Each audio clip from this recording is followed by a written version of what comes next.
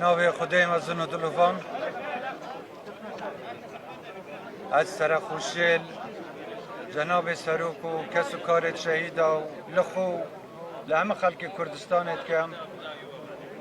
مناسبت شهید بینا باشه شهید قهرمان و داخازا شاک بینویش بو و بریندارات کم هیوی دارم انشالله خدای رحمه خوب دا بتو زوچه ببن مخابن اول شهیدت غدر و خیانت نکو به سبب به هوکار افهر شهادت سا هیزکا پیشمرگی و کمالکا پیشمرگیت ما شهید بین و بگمان خوینا و شهیدانه که هم گاوه یا بیا سبب هم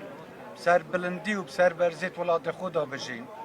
و کردستان همش لوا قیمته چونکه همه گاوه خوینا شهیدت ما آتی دهات یریتن چجاراش خوینا شهیدت ما بخسار نچوه و جارش بخسار ناچید و هیویام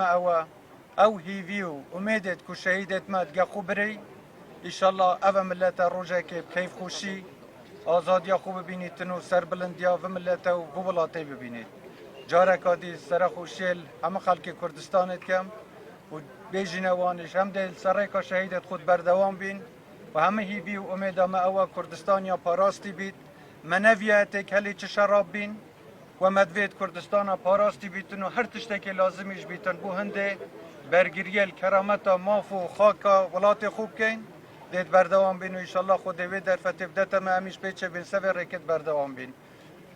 ولات الدنیایش همه نگران لساف وضع اکواتیا پیش و پشتیوانیا خوب و خلق کردستانیا در بری